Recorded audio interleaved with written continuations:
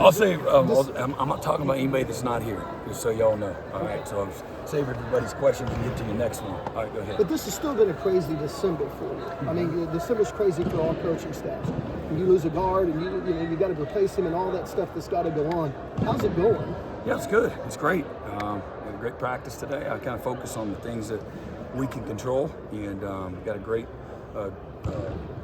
couple of days already under our belt as far as preparation's concerned. And I was able to go out the last 2 weeks and see every player that is that's high school wise that's coming in at mid-year. So that was a lot of fun to travel around the country and see where they where they grew up and where they're from. And we got a great group of high school players combined with a few transfers that'll be coming in January, mid-January. So it's a really exciting time. It's an exciting time to, I think we have 18 graduates that are going to participate in the ball game.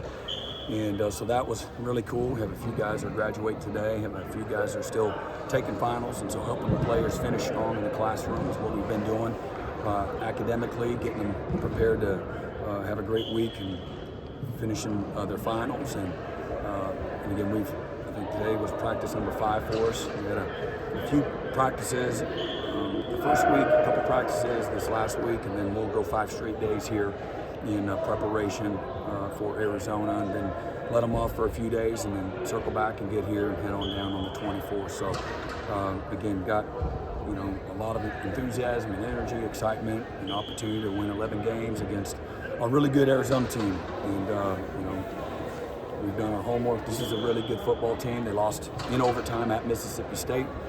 They lost in triple overtime to Southern Cal, and they lost by a touchdown to an undefeated 13-0 Washington team. And so that's their 3 losses. I think they have 8 players that have ever been to a bowl game. So they haven't been to, Arizona hasn't been to a bowl game since 17, but only 8 players on their roster. So they had 110, and they've got 102 guys that have never been to a bowl game. So they'll be excited and to be there. I think they have one gentleman that opted out, their left tackle, and otherwise up to this point, I think everybody on their depth chart will be in San Antonio. So great, it's a great venue.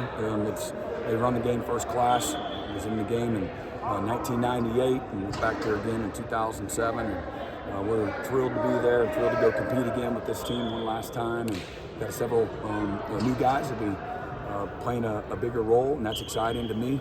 And they got to learn how to play, and the way you learn how to play and improve and get better is by playing. So that's where we're focused, right now.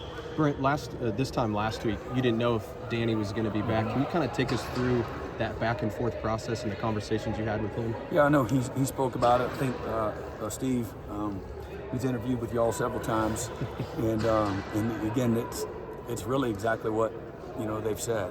I'm here to be a vessel and a piece, of the process when they see fit. These are life-changing kind of decisions. A lot goes into it.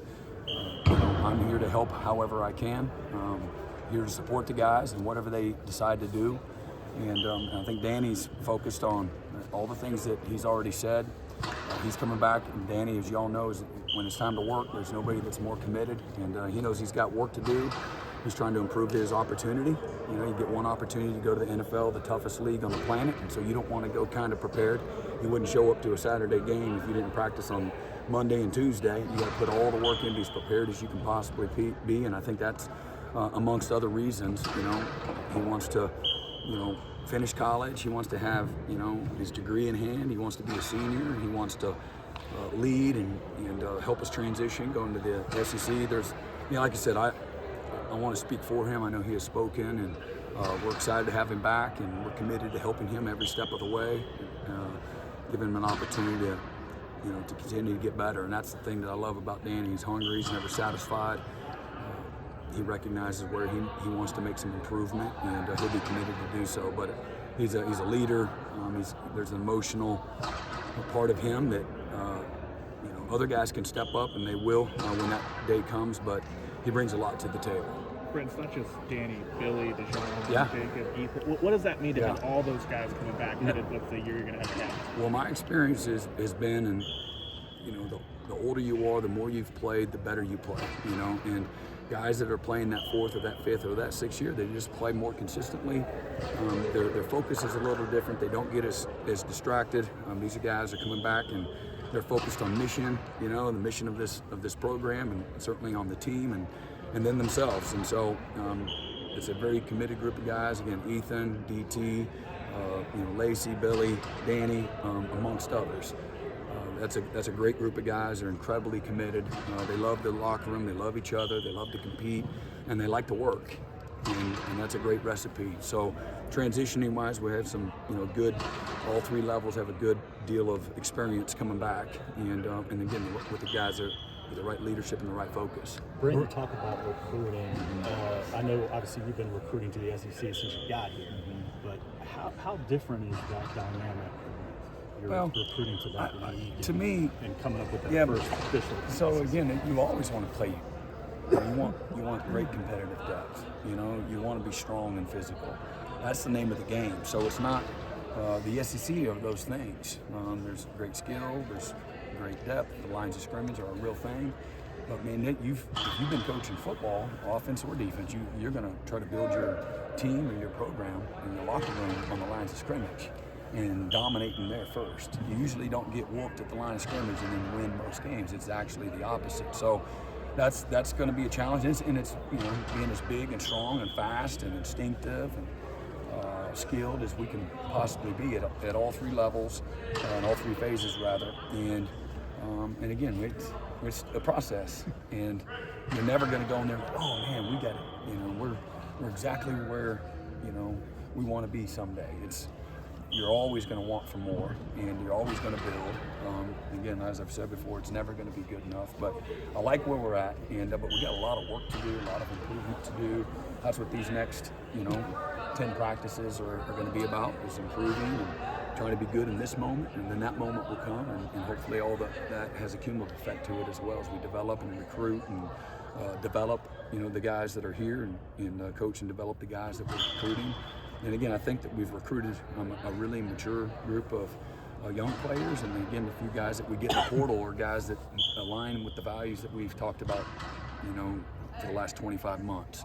Guys that have a blue-collar mindset, they value education, they're going to run towards accountability and discipline. They have a great deal of toughness to them, and they want to be a great teammate, and they know that they're going to be expected to leave a deposit and to be a giver and a doer, not just a taker. And so if they're not interested in that, this isn't the spot for them. And so that process will probably carry on for several weeks. Brent, in your offensive line, you're going to have to make a couple of changes. So who are some of the young guys or the guys you're going to count on in this game?